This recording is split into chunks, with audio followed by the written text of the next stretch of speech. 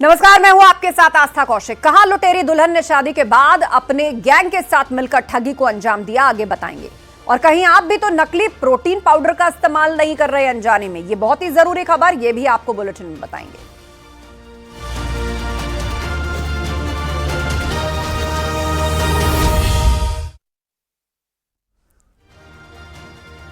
राजस्थान में एक शख्स लुटेरी दुल्हन का शिकार हो गया। वो शादी के लिए काशी पहुंचा, दुल्हन से उसके साथ शादी हुई, 7 फेरे हुए, लेकिन जब राजस्थान वापस लौटने की बात हुई तो दुल्हन गायब हो गई। पीड़ित से 1,17,000 की ठगी भी हुई है।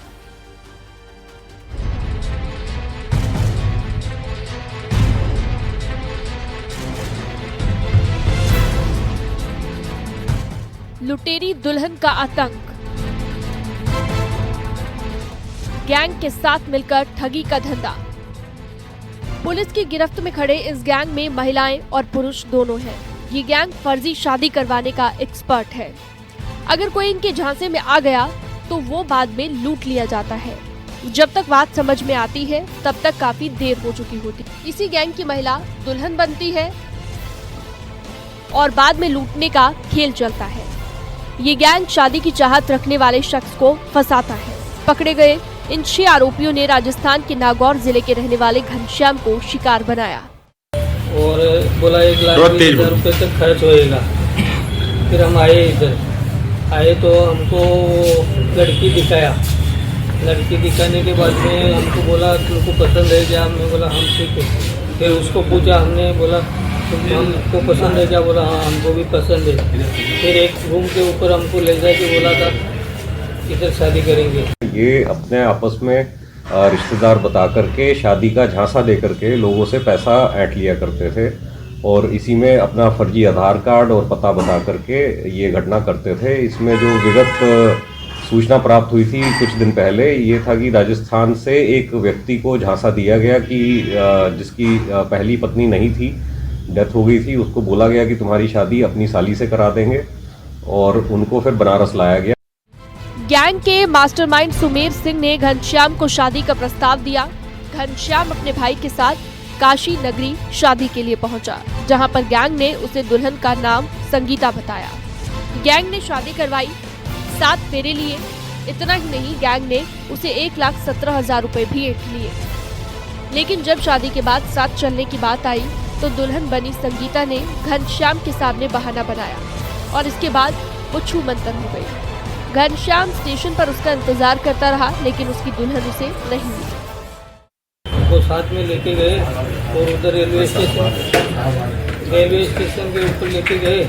फिर हमारे पास से उधर उनको पैसे दिए ऑनलाइन और बाद में उधर से वो लोग अलग अलग से निकल गए। बाद में वो लड़की, वो हम पानी लेने के लिए गए तो वो लड़की भी बाद में भाग गई उधर से।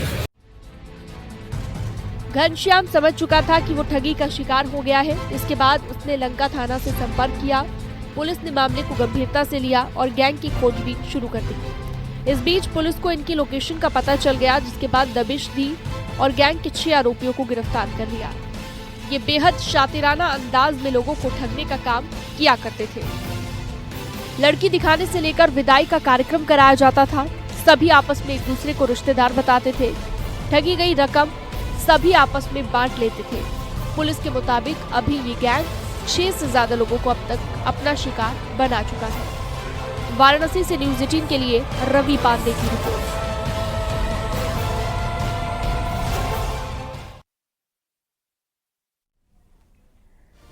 सहारनपुर में निकाह के दौरान प्रेमिका ने पहुंचकर हंगामा कर दिया। लड़की ने दूल्हे को अपना प्रेमी बताया और उसके बाद निकाह में अड़चन आ गई।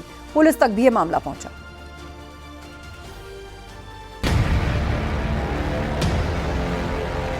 दिया है, 50 तरह के निकाह कर दिया और बहुत ज्यादा लड़की को किसने लगा।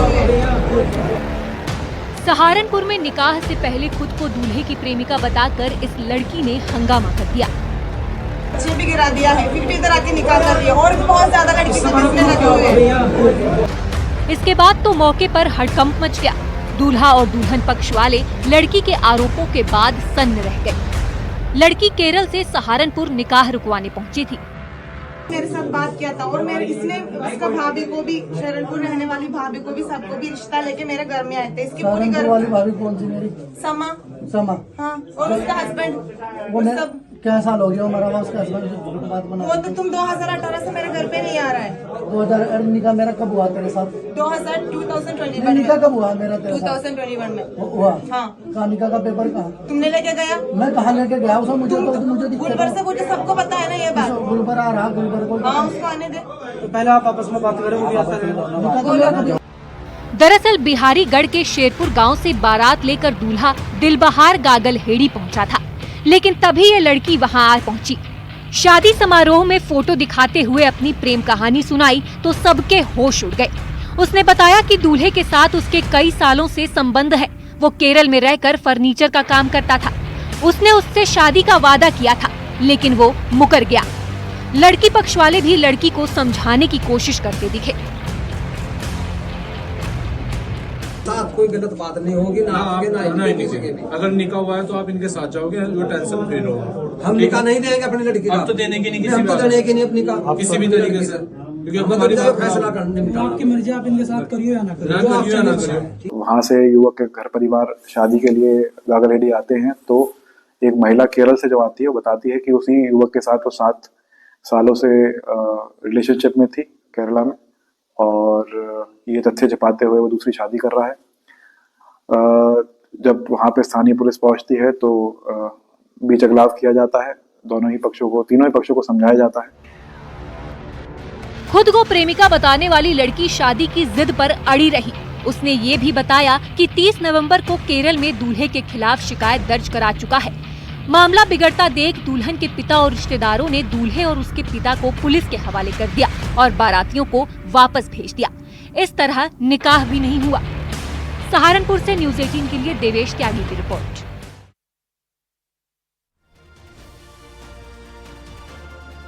कॉमेडियन सुनील पाल के अपहरण का मामला सुर्खियों में बना हुआ है। एक ऑडियो भी वायरल हुआ जिससे सुनील पाल पर भी सवाल खड़े हुए। वहीं उनकी पत्नी ने मेरठ में पहुंचकर पुलिस से केस की जानकारी हासिल की। उनसे केस के संबंध में पूछताछ भी हुई।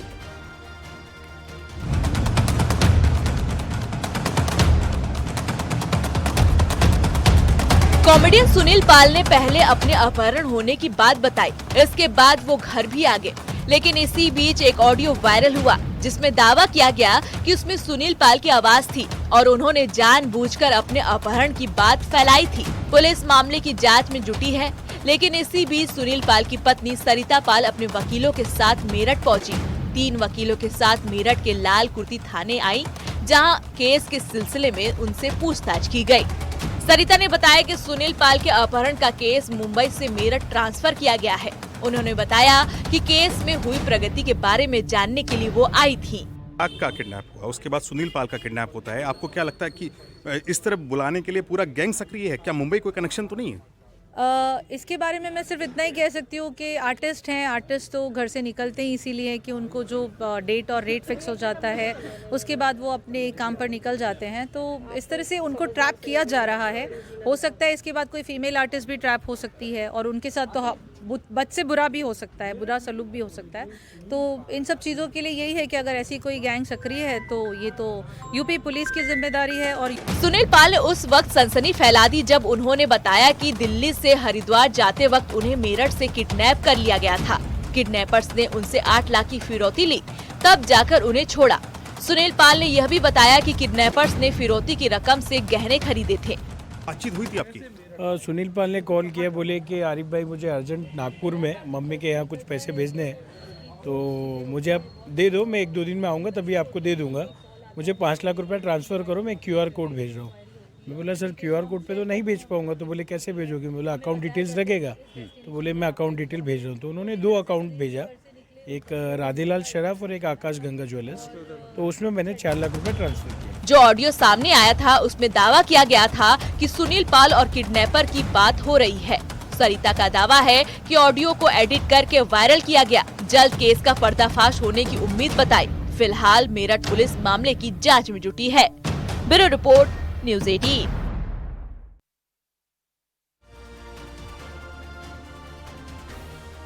बहराइच के गिरिराजपुरी बैराज पुल पर एक तेंदुए के दौड़ने का जम जाने वाले लोग और स्पोर्ट्समैन अक्सर प्रोटीन पाउडर का इस्तेमाल करते हैं। कहीं आप भी नकली प्रोटीन पाउडर तो नहीं ले रहे। ये रिपोर्ट बहुत काम की और उसे ध्यान से देखिएगा।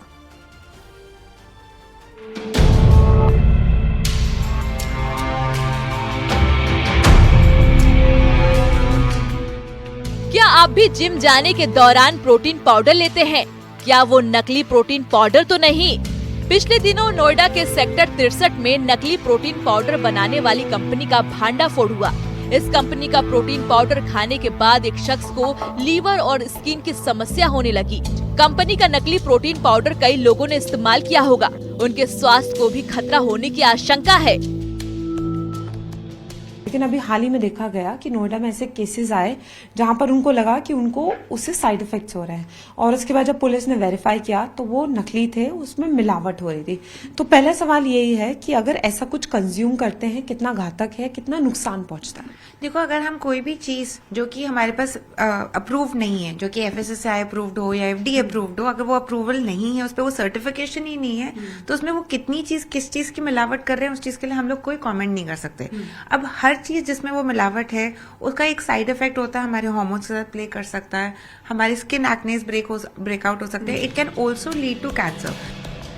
नकली प्रोटीन पाउडर में मेलामाइन, फॉर्मल्डिहाइड जैसे केमिकल मिलाए जाते हैं जो स्किन के साथ साथ दूसरे अंगों पर भी असर डालते हैं। प्रोटीन पाउडर में रंग और स्वाद बढ़ाने के लिए केमिकल का इस्तेमाल भी हो सकता है जो लीवर पर असर करते हैं। देखो, प्रोटीन्स में बहुत सारे मेटल्स लगते हैं। बेसिकली प्रोटीन पाउडर बनता है जब हम अंडा या हम सोयाबीन या हम दालों को सुखा के उसका पाउडर का खाली प्रोटीन को आइसोलेट कर रहे हैं। तो उसके अंदर जो हमें एडिटिव्स मिलते हैं या जो हम अडल्ट्रेटेड आइटम्स मिल सकती हैं, वो हो सकता है हमारा लेड, मर्करी और हमारे ऐसे बहुत सारी चीजें जो कि over consumption in a day use करने पे हमारे को बहुत सारी बीमारियां दे सकती है। डॉक्टरों के मुताबिक खराब प्रोटीन पाउडर को लीवर पचा नहीं पाता, जो लीवर सिरोसिस का कारण भी बन जाता है। अगर तो आप नॉन वेजिटेरियन हो तो आपने दिन में अगर एक बार ही अंडा खाया तो हमें एक अंडे से ही 6 ग्राम है, और अगर आपने एक स्मॉल पोर्शन ऑफ चिकन खाया तो हमें 14 ग्राम्स प्रोटीन है। बाकी अगर आप वेजिटेरियन हो तो हमारे पास गुड सोर्सेज आते हैं, हमारे मिलेट्स जैसे रागी, जौ, ज्वार, सामक, इन सब की वैरायटी में आप बहुत सारी चीजें प्रिपेयर कर सकते हो। प्रोटीन पाउडर अगर आप लेते भी हैं, अगर आप एथलीट हैं या आपको जरूरी लगता है, तो आपको बहुत सारी बातों का ध्यान रखना चाहिए। पहले तो आपको लेते हुए देखना चाहिए कि क्या उसकी न्यूट्रिशन वैल्यू है, डॉक्टर से कंसल्ट करना चाहिए, और अगर आपको जरूरी नहीं है तो आप घर में ही अपनी अच्छी डाइट से इन सारी चीजों को पूरा कर सकते हैं। नोएडा पुलिस ने नकली प्रोटीन पाउडर बनाने वाली कंपनी से 3 लोगों को गिरफ्तार किया। मौके से करीब 50 लाख रुपए का नकली प्रोटीन बरामद हुआ। नकली प्रोटीन प्रोडक्ट पर फर्जी तरीके से FSSAI का मार्क लगाया जाता था। फर्जी पैकेजिंग कर ऑनलाइन और ऑफलाइन दोनों तरीके से बेचा जाता था। दिल्ली से फराह खान के साथ ब्यूरो रिपोर्ट, न्यूज़ 18।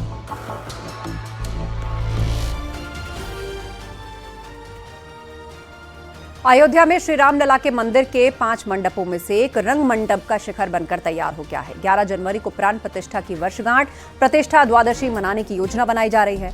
रूपरेखा तैयार करने के लिए श्री राम जन्मभूमि तीर्थ क्षेत्र की ओर से 4 सदस्यीय समिति गठित की गई है। सप्तऋषि मंदिर, परकोटे के साथ बनने वाले शिव, सूर्य, मां दुर्गा, देवी अन्नपूर्णा, गणेश और हनुमान जी के मंदिरों के निर्माण में तेजी आई है।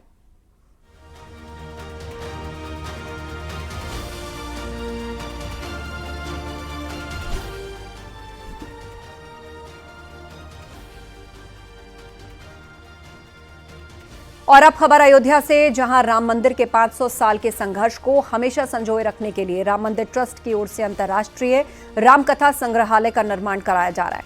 इसमें मंदिर के फैसले की प्रति के साथ साथ मुकदमों के दस्तावेजों को सुरक्षित रखने की कवायद शुरू कर दी गई है, जिससे हर पीढ़ी के लोग राम मंदिर के आंदोलन की पूरी कहानी के दस्तावेजों को देख सकें और संघर्षों को समझ सकें। इसके लिए डिजिटाइजेशन का काम भी शुरू कर दिया गया है। लगभग 30,000 से ज्यादा डॉक्यूमेंट्स हैं जिनका डिजिटाइजेशन किया जा रहा है। इनको अब आम जन भी राम कथा संग्रहालय में देख पाएंगे। इसमें राम मंदिर की खुदाई के दौरान निकले अहम सबूतों को भी सुरक्षित रखा जाएगा। संग्रहालय में अब तक जो हुआ है, गैलरी, हर एक गैलरी में क्या हम दिखलाने जा रहे हैं वो निश्चित हो गया है। वह किस टेक्नोलॉजी से दिखलाएंगे वह निश्चित हो गया है। लेकिन जो उसमें आर्टिफैक्ट्स रखने हैं, क्योंकि देखिए उसमें 3-4 हिस्से अलग अलग हैं। एक तरफ तो जो पिछले 500 वर्ष की लीगल, कानूनी और प्रशासनिक एवं अन्य जो ऐतिहासिक घटनाएं हुई उन्हें भी हम दिखलाने जा रहे हैं। भगवान रामलला के मंदिर निर्माण की प्रक्रिया लगभग 500 वर्षों के संघर्ष के बाद पूरी हुई। भगवान राम के पक्ष में फैसला आया और फैसले के बाद आराध्य का भव्य मंदिर बनकर तैयार खड़ा है। लेकिन इस 500 वर्षों के संघर्ष की कहानी को अब आम जन और आगामी पीढ़ी के लिए सुरक्षित और संरक्षित करने का प्रयास राम मंदिर ट्रस्ट कर रहा है। राम मंदिर ट्रस्ट अंतर्राष्ट्रीय रामकथा संग्रहालय का निर्माण कर रहा है, जहां पर रामलला के पक्ष में आए फैसले की प्रति के साथ कानूनी प्रक्रिया में प्रयोग किए गए दस्तावेज को सुरक्षित रखा जाएगा, ताकि आगामी पीढ़ी इन दस्तावेजों के जरिए राम मंदिर के संघर्षों को समझ सके और रामलला के पक्ष में आए फैसले के आधार को भी जान सके।